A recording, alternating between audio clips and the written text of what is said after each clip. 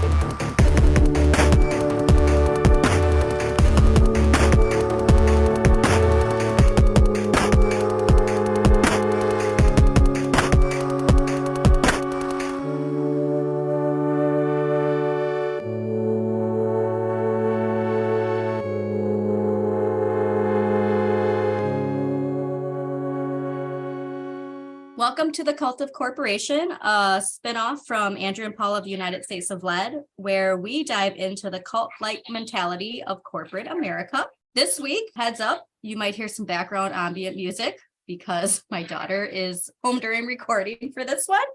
We also have a little bit of a change, and Paul is going to be diving into a topic this week, which I'm very excited for.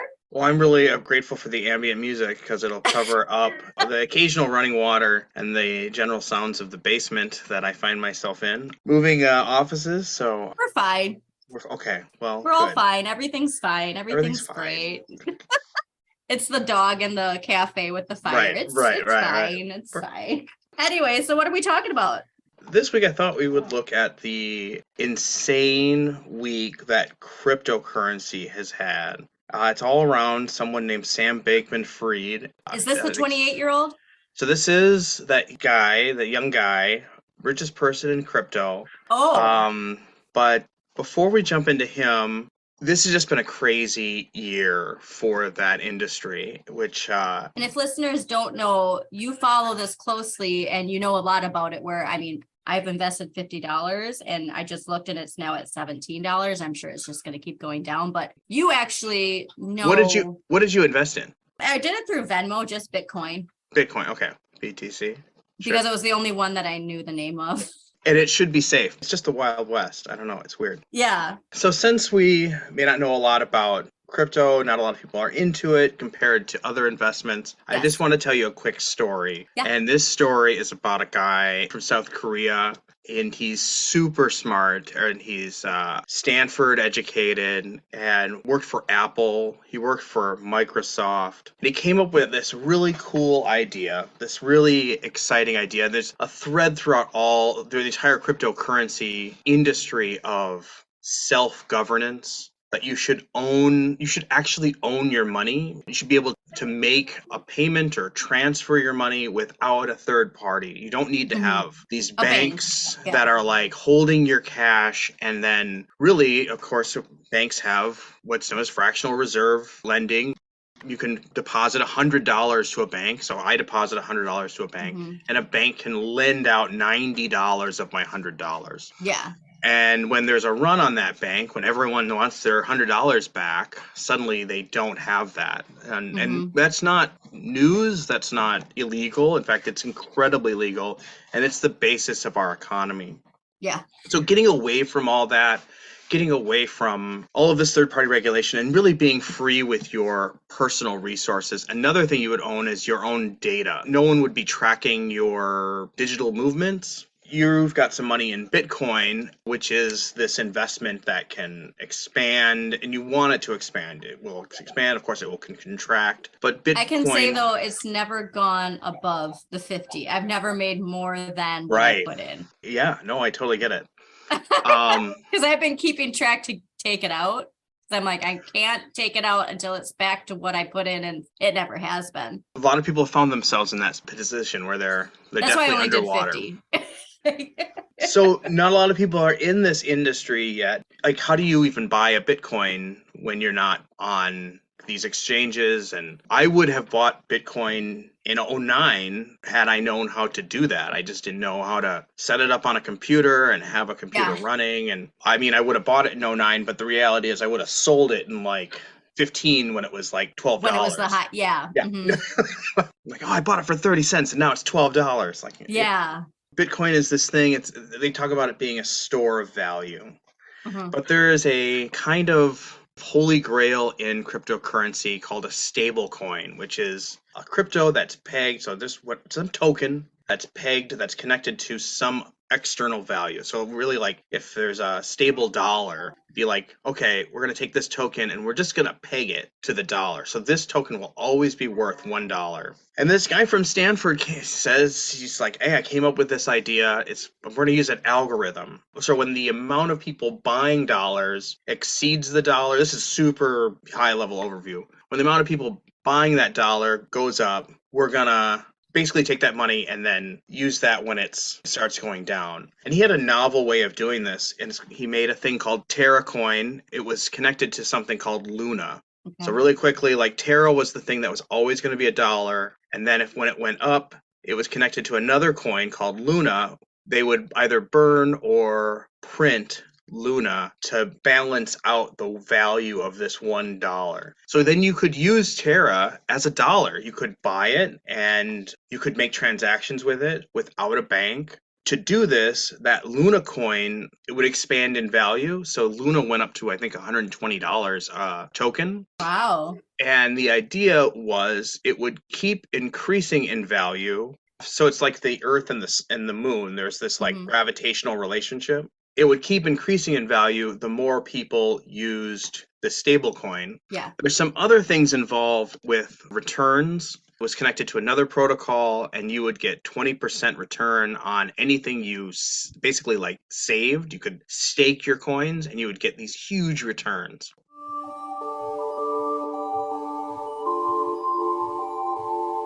This guy, really smart, making this thing that lets us save the world. What could go wrong, right? Everyone seemed to just love this guy. He was just brilliant, and everyone wanted to follow him. And truth be told, I actually ended up following him. I think I've been a pretty critical investor, and I've Yeah. only invested in projects that I understand, that I could tell you about. Yeah. I think of it as like investing in gas stations at the turn of the century. Like, I'm not investing in necessarily like a car, but I can see that a car will need gas stations. So Got there it. are Yeah. not a lot of gas stations in like 1905, but it's like, okay, if I Hmm. start investing in gas stations now, Hmm. I can see a bank will need this kind of thing. I can see that infrastructures will need this kind of reporting, something like that. In all honesty, I could not have told you this much about Terra Oh, okay. and Luna when I invested in it. But I Interesting. Okay. saw the hype. I Yeah. saw how much it was absolutely exploding.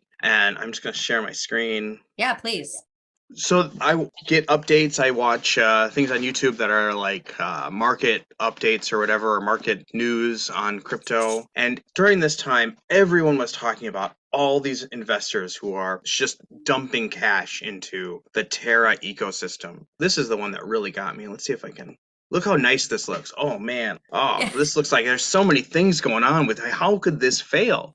Yeah. And I did not really know, but I broke my rule, and I broke my rule of can I explain how this works and can I explain why Oh, it yeah, has yeah. value? Hmm. But I just didn't want to miss out on the money train. So I took some returns from another investment and put about $1,000 into Terra. And then it just completely collapsed. It collapsed by $45 billion in a few days, just evaporated. That Luna coin that was at one point, I think $120, Yeah. it went from $80 to effectively zero in a day, which is that $45 billion loss. Is this more than one type of cryptocurrency then that this affected? Oh, that's a really great question. So this coin, like I'm going to point at this, Yeah. like this entity would have had some connection to a lot of other coins. So it was only one group of coins. These coins all affected each other. It was Terra, Luna, and then something called Anchor Protocol. But that loss ends up affecting the entire market. And how this worked was Can you see her? She looks like John Cusack when he holds which the holds boombox. she just wants us to see it. It's Peter Gabriel playing in your eyes. She's just back there. Yes, we see it. Okay, sorry. This really smart guy set up all of this stuff. And this is the guy from South Korea, right? Yes. Let's meet him. And that's not the same person that is in the headlines right now, right? No. So this was in the summer. And let's meet. Okay. Anonymous versus Do Kwon. That's interesting. Are Anonymous against crypto? They're against people stealing a bunch of stuff. Yeah. Okay, so we hear the story about this amazing guy who is trying to do all these amazing things. Those companies you think are entering the space just because it's hot and there's a lot of funding versus the ones that will still be here, like 2 to 5 years later. 95% are gonna die. Yeah. 95% are going to die. But yeah, there's also entertainment to watching companies die too. There's entertainment. Oh man, that's so evil. Yeah, I think evil was a very. What the interviewer was saying is like, what do you think of these people, these companies that are entering the space? Do Kwon and Luna are experiencing incredible success. He's so arrogant, and he's saying 95% of these companies are going to die. Instead of just giving this observation, he then says, but you know what, there's some entertainment in watching these companies crash, watching these companies burn, which of course is the livelihood of the employees. Every company like this has literally millions of dollars invested, and they're just being evaporated. And that's really what happens. Is if we use that example of the gas stations, some people will make 1 or 2 gas stations thinking that it's really going to take off, and then it completely collapses. What I find interesting is how we can see this, what he said, and just drop him into any one of these big 1% corporations. This is literally what they're doing. It is entertainment to them. Some people just want to watch things burn. Yeah. They just want to watch things burn. $45 billion went up. And what do you do when you have all the money? Summer, you said, right? This was just this summer. Okay. Additionally, in this summer, there were a number of exchanges. So this is where you buy and sell your crypto. Even though the goal, the dream of crypto was, I could just send you this money directly. Yeah. There are these exchanges where it facilitates that. But these exchanges have just collapsed, running towards the end of the year. And so did he lose a bunch of money from saying that? He didn't lose a bunch of money from saying that. People liked him. People thought he was like, because they wanted to be him. They want to be him. They want Which that's not how MLMs work. You can't. They want all fuck be you him. money. Yeah, exactly. They want to be. God. So he didn't lose any money from that. He actually gained popularity from that. And like I said, I feel like there's real strong Billy Bush vibes with the interviewer who is like, I got to laugh at this. Wait, hold on. That was not appropriate. Oh, wait. Okay, we're cool, right? And then tough position for them to be in. Yeah, and like laughter is something you do when you're uncomfortable. You know what I mean? Oh, absolutely. Yeah. Well, also, just what you were saying is connecting this to how this is also how they get those people to vote for them because they want to be them. They want to be in that position of power.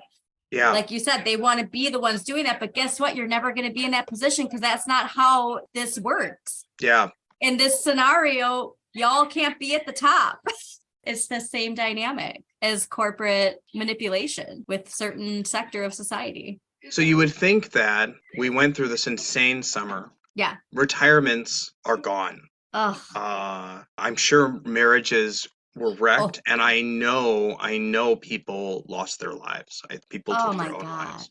I cannot stress the hype enough of how powerful this narrative was in the crypto space. And like I said, I think I'm pretty critical investor, but I could not fight the allure of this. And I was like, nope, I'm selling some of this stuff. I'm moving it over here. And that's a lot of money to me, but, I feel like I really learned my lesson on that burn, and I think that a lot of other people, how could we not see this coming? How could, the few people that were able to identify it became very, very famous, and I feel like there was just a notion that this would never, ever happen. How could this ever happen again? How could we be duped again? During all of this, This guy, Sam Bankman-Fried. Like, right now, this will never, ever happen again. Not in our lifetimes, right? It was just too large. And everyone was so worried that, oh, geez, they're going to come on with regulation. And this guy, youngest guy in crypto, brilliant, the Wunderkind, the 30-year-old, he took about, I think the legend says $3,000. And how he made his money was he found that Bitcoin was trading at one price in America, and then it was trading at an even higher price in Japan. So he was able to buy Bitcoin, sell it in America for dollars, sell it in Japan for yen, and then transfer the yen back to dollars. So if Bitcoin was selling for like 10 grand in America and 15 grand in Japan, that's what he did. You don't have to be a citizen of wherever you're. Okay. No, and I principally trade on two exchanges that are like in Hong Kong and the Chili's Islands. But he had to set that up. That was not easy for him to set up. And he ended up making about $20 million a day by just buying as much Bitcoin as he could, bringing it over. And then as soon as that was exposed and people caught on to that, larger players came in, and he lost his leverage in that. But he went from like $3,000 to billions of dollars in that short period. So he wasn't like, let me show you how to do this type of person. People he found a little glitch to find out. Which is the same thing that Ponzi did. Like, this is actually what Ponzi found. I think it had to do with stamps. It was stamps, yeah. So it's the same thing as Ponzi. Like, I'm just going to sell them over here and then bring it back over here. So he needed to find another way to make some money.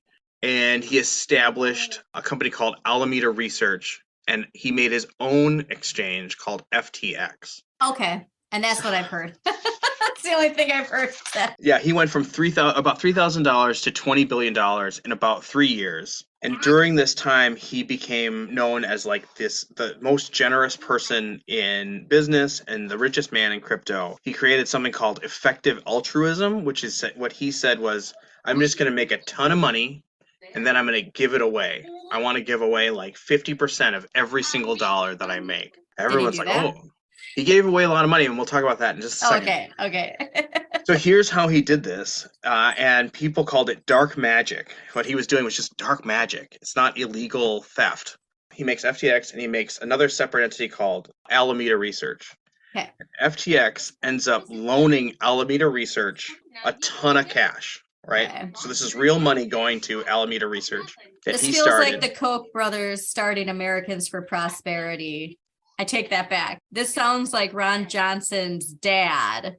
Yes. Starting that business for his son, and then them being the only business that business has. I wanted to make a visual for this, so I'm going to try to. I really want everyone to kind of get this. So hey, if you draw it out and take a picture of it, we can put it on. I did draw. Okay. Oh, cool. So okay. FTX loans Alameda Research, both kind of run but separate entities. Mm-hmm. It's supposed to be completely separate. Mm-hmm. Loans them a bunch of money. So someone has a bunch of money. Yeah. Alameda Research becomes in debt to FTX because of this. Another way that Sam Bankman-Fried is making a bunch of money is this FTX creates its own token called its own cryptocurrency that you can use on the exchange called FTT. Okay.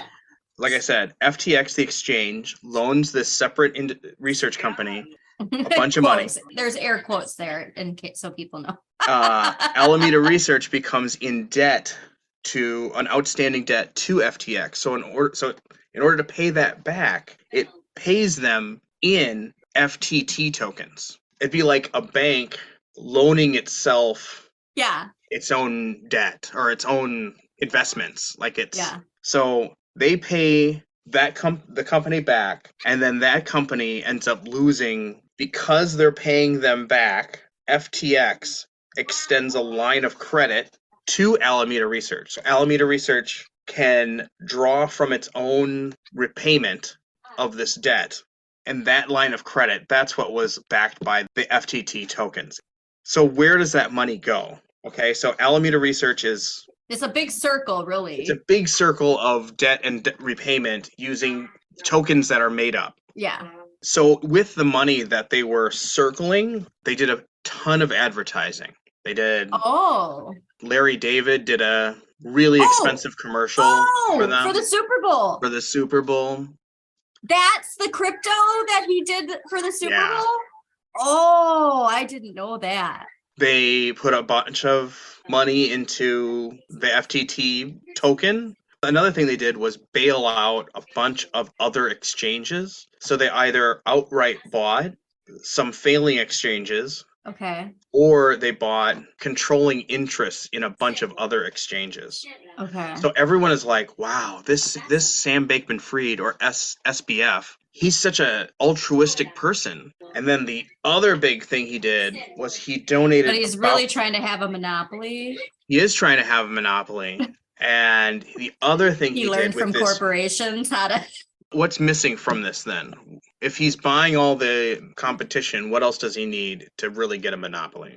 Well, I mean, he needs other people investing into him. It can't just be this circle of his stuff, right? The investment that he really wanted was political backing. Ah. And I want to give you the right number, but I want to say it was $40 million to the Biden campaign. 40 million cryptocurrency or actual dollars? Yeah, so it's actual dollars. So remember, there really are dollars here in Alameda Research paying that loan back, the original payment for the debt. Okay. So that was actual cash. And then the other thing he did was he started spending the money that people were depositing into the exchange. So there were people investing into his exchange. Real people with real money. I wouldn't use the word investing as much as do you invest in a bank when you deposit your money? I guess so, in a certain way. Is that what you mean? Is that what you... Okay, so it's like their bank. Yeah, people are putting money on their exchange. You know, I'm putting $1,000 onto the exchange to buy and sell, and then I just hold it on the exchange before I withdraw it. It's just sitting there. So it's sitting there, and he's using it. Even though he said he would never ever use it. Oh, okay. So he's spending that money. He's spending other people's money on the exchange, as well as, and he's doing it to buy advertising. Quick question. Go for it. For that Super Bowl ad. Yes. Were people aware that he was using their money for that?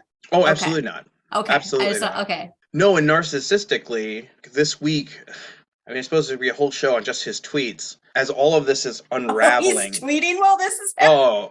As all of this is unraveling, he's like, we've never spent $1 of anyone's money. Everyone's FTX tokens are backed 1-to-1. We still have he's saying everything's fine. Everything's fine. We need to file for bankruptcy. Who can do that? Well, these people can. Yeah.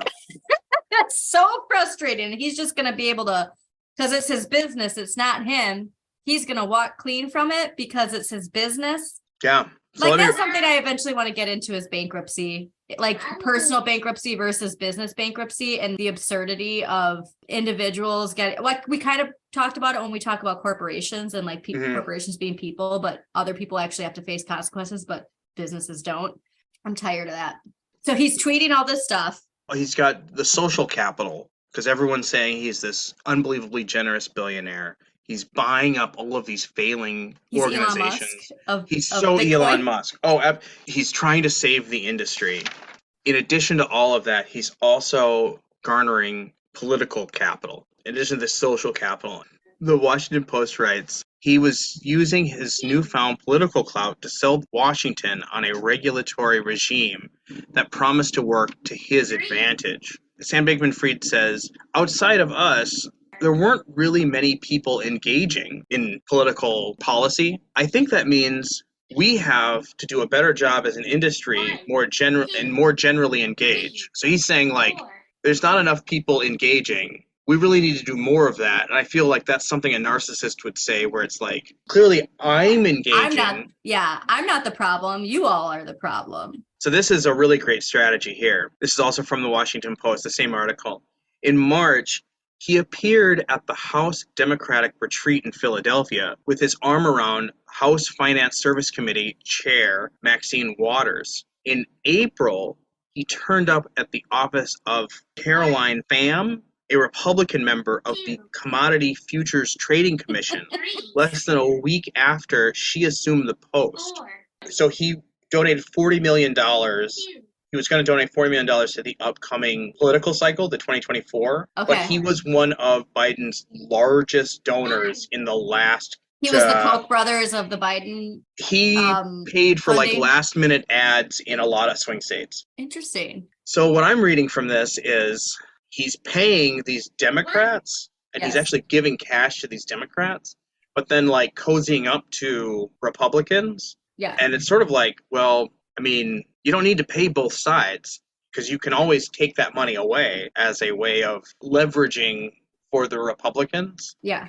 But he was setting himself up to be Amazon of crypto. Yeah. Because you don't actually need to beat everybody with a good product. You just need to regulate them out of existence. And then if you're breaking the law, you just pay a little fine. Yeah. That's fine. You're the only one who's really making any money. Yeah.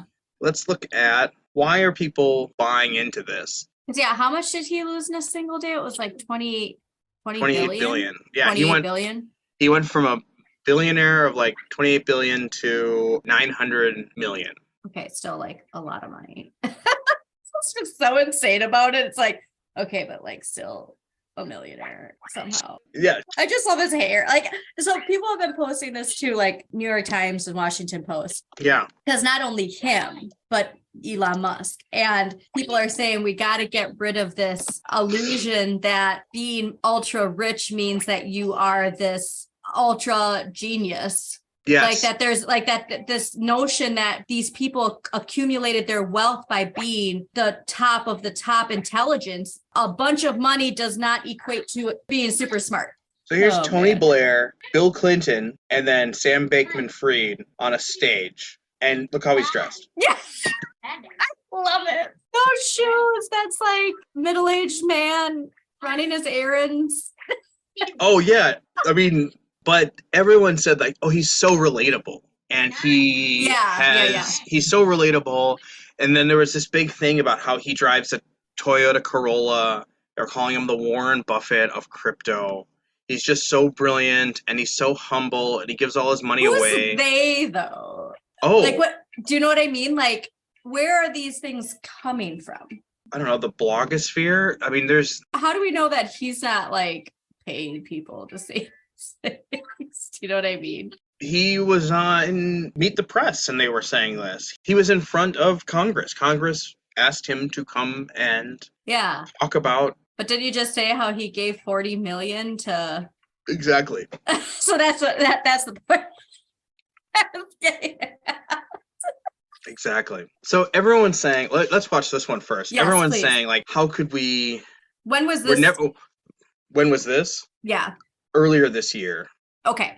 Do Kwon and Terra collapses. The Celsius collapse. There was a BlockFi collapse. There's been all of these horrible seismic shifts in crypto. We must have learned our lesson by now. There's no way we're not going to see another collapse coming. It's impossible. Let's meet the CEO of Alameda Research. Absolutely could pull it off without my math degree. Use very little math. Use a lot of like elementary school math. Being comfortable with risk is very important. We tend not to have things like stop losses. I think those aren't necessarily a great risk management tool. I'm trying to think of a good example of a trade where I've lost a ton of money. Well, I don't know. I probably don't want to go into specifics too much with that. Oh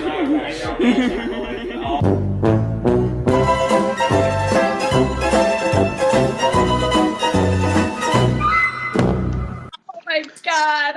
The curb music. I miss that with when Trump first got into office and everybody like Chris Christie and like all these people behind him, like they'd always cut to the curb music. Yeah. Okay, I'm sorry. Who was she? That was Caroline Ellison. She is maybe probably on the run right now. The CEO of Alameda Research. So that's that other organization. So in my head, I'm just picturing him, but of course there has to be somebody else in front of it if it's like a separate entity. Okay. So the CEO of this organization saying, we don't really use math. in this financial institution. We don't really use math. It's mostly like, onesies, twosies. And Oh then my God. we also don't use things like stop losses, which for anyone who doesn't know, like that Yeah, I is don't. when you say, I own this asset and and it's worth $10. I don't want to hold on to this if it falls 20%. So you put a stop loss at $8. It's like, Okay. I can't afford to lose that much. Yeah. I would rather just sell it at this, even if it bounces back or whatever. It can't drop that low. And she's saying, well, stop losses aren't really a good risk management tool. It's That kind of is what a they're risk. That's like literally the definition of a. It's not really a risk management tool. Oh my God. She's probably right. Like, they don't lose a lot of money in trades because they're not trading. They're just taking cash that people are depositing with them. Oh, yeah. This just came out yesterday. Right now, no one knows where Sam Bankman-Fried is. I heard he's in the Bahamas. So he was in Nassau. His private jet flew to Argentina. Okay. So there's been a bunch of stuff on Twitter following that jet. There are photos. They're like Bigfoot-like photos of Sam Bankman-Fried and Caroline. Are they together? So they were dating. They had dated in the past. Okay. This is the tinfoil, but this is coming out. Two things. Yeah. One is they were a couple, and Sam Bankman-Fried, even though he's like so humble and never spends any of his money, actually had homes littered throughout the world. But most of the people in both of these companies were actually living together. There are about 10 people that were living together. So it's a cult? There seems to be some like sexual relationships that were going on. Where they're like, oh, he's so humble, he doesn't really want anything. But like, no, that is what he wants. That's what he's paying for. He stole billions of dollars from people so that he could be the cool guy. He stole billions of dollars from people so that he could buy up these companies, and everyone would say he's so smart. Buy up these failing businesses and say he's saving an industry. Heard this about before? Where has somebody's ego been hurt and they make these rash decisions with billions of dollars? And people were following this guy. People were like, this guy can do no wrong. He's so smart. I'm just going to invest in this because he's so smart. And there was no way we're not going to see another Do Kwon. There's no possible way.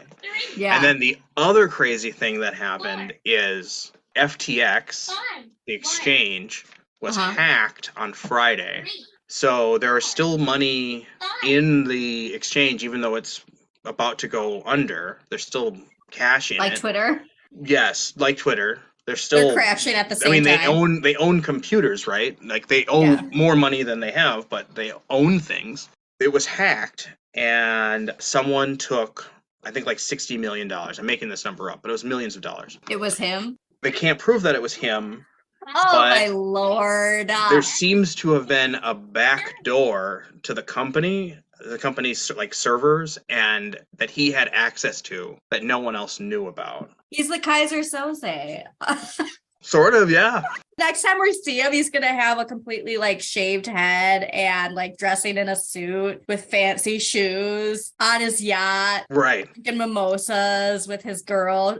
I'm really disgusted by anyone who says anything about the way she looks. Like, everyone is someone else's 10. Everyone, it's like, oh, why would you do all this for, like, her? That's impossible. Like, no, that's not how that works. Caroline Ellison. Okay, so she's only 28. Yes, and he's 30. Okay. I mean, at least it's not like she's like 19 and he's like 45, so that's cool. Yeah, that's always how it is, isn't it? That's usually how it is. And they're also recommending that everyone, because it was hacked, looks so much younger. She just looks super young. Yeah. She reminds me of, the girl where the mom made her pretend to be dying and they like got all that money. Everybody thought she was 12, but she was actually like 25. No. Oh my gosh. Well, there's a documentary on HBO. You'll have to watch it. She's just giving me that vibe. What's really interesting, because she says that she doesn't use math, or that they don't use math. Mm-hmm. From 2011, she won a math prize. She studied math in school, but you don't need to use math when you're just pulling cash out of someone else's account. Oh gosh. This is circling the internet right now. It's from Argentina. Are people claiming that's them? People are claiming to have seen them here and there, and yeah. Wait, can you go back to like he tries to hold her hand and she does this? Do you notice that? I see. See? Holding hands. Watch. Yep. She took it off and does that with her hair. I don't think she's into him. She's gonna be the Kaiser Soze, and he's the pawn. Mark my words, crypto world. So I just want to share one more thing about Sam Bankman-Fried, and that is please. this. Where is he from? Do you know? I do not. Where he grew up? I'm just gonna look He's it an up. American. Okay, so he graduated from MIT. I'm just gonna go to his dad. His dad is Joseph Bankman, who's an American lawyer. Shocked. Went to Yale, just like Clarence. Interesting. So he graduated from Stanford too. That's weird. So he's a clinical psychologist and a lawyer. The dad? Yes. He developed a course on anxiety psychoeducation and has written insights from social psychology that might be used in an effort to reduce tax evasion. That's his dad. He was born in 1992 on the campus of Stanford University. So he comes from a family of academics, born and raised in upper middle class family in California. What were you saying? So here's Sam Bankman-Fried talking to Congress and why Sam Bankman-Fried and crypto is so safe. And see if there's any similarities to the way anyone else describes like horrible things. Oh, God. So here we go. 2008 financial crisis, you saw a number of bilateral, bespoke, non-reported transactions happening between financial counterparties, which then got repackaged and re-leveraged again and again and again, such that no one knew how much risk was in that system until it all fell apart.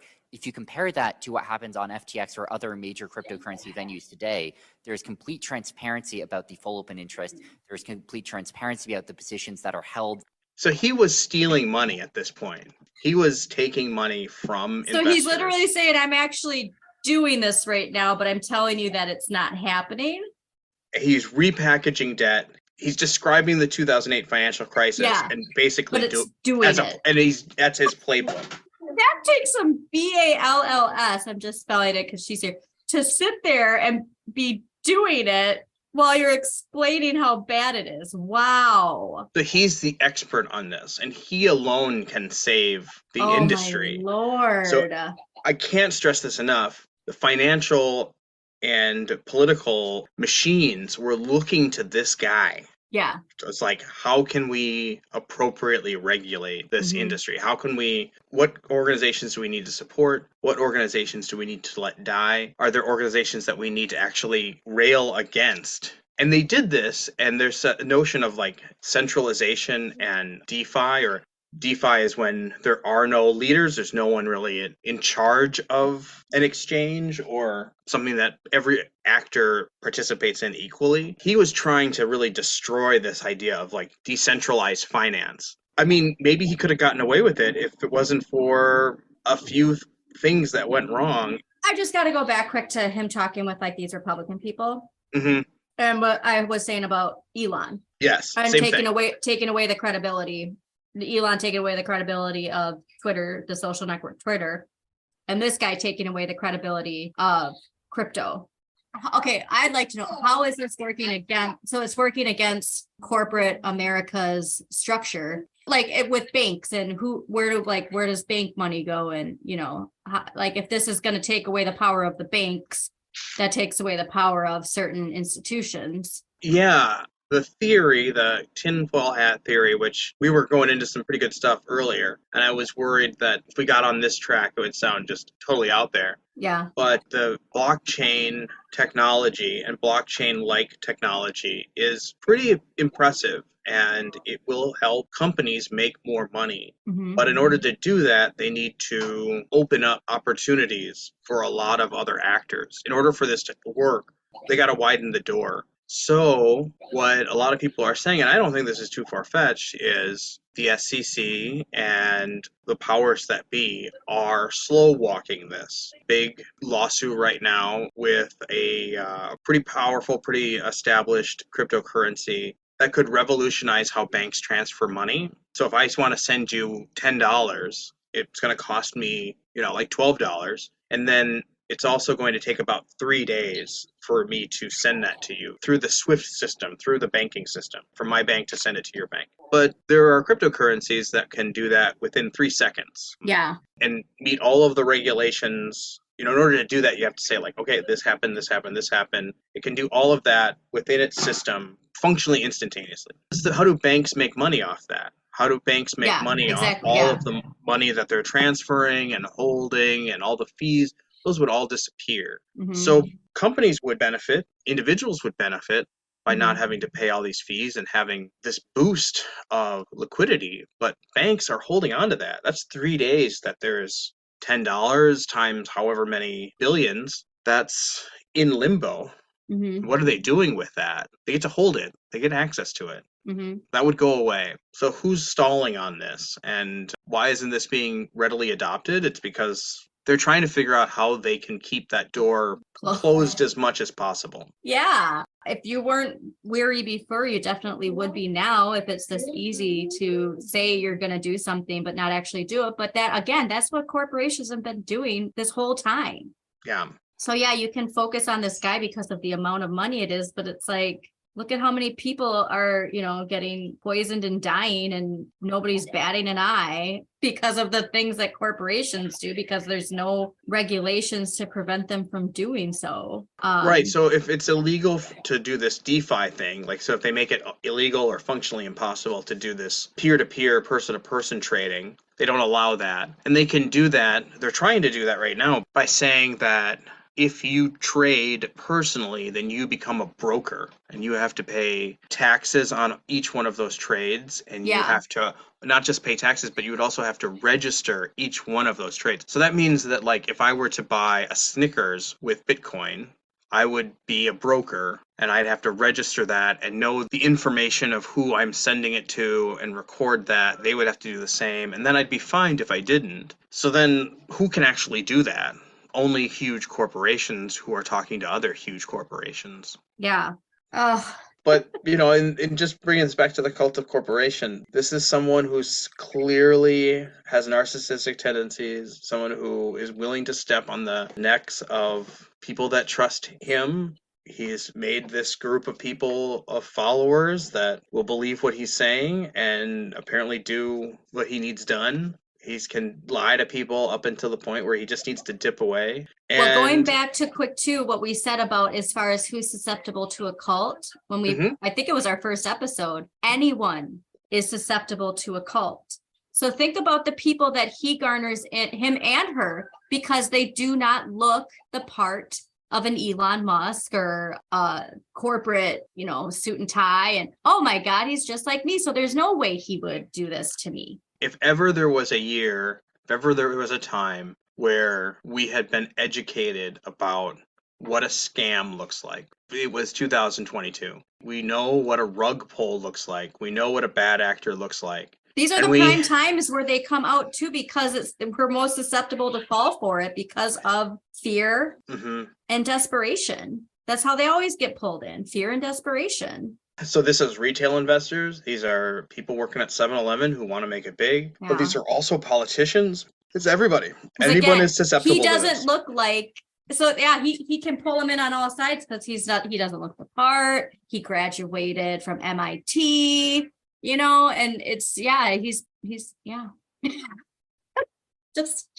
and her too. Somebody who looks like that, She can't scam me. Yeah.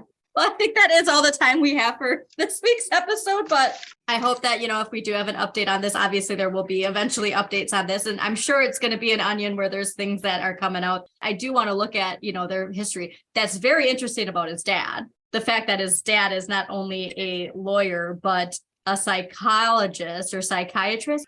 Either way, in the field of psychology, and specifically with tax evasion. Right. There's a little sauce with everything happening with this kid. But yeah, tune in next week. And yeah, thanks for tuning in. Thanks, everybody. Thank you for tuning in to United States of Lead, hosted by Andrea Elizabeth and Paul Kramer. Just a quick disclaimer, Andrea and Paul are not experts in lead poisoning. We do ask that you check our sources and read up a little bit more on your own. Thanks again for listening.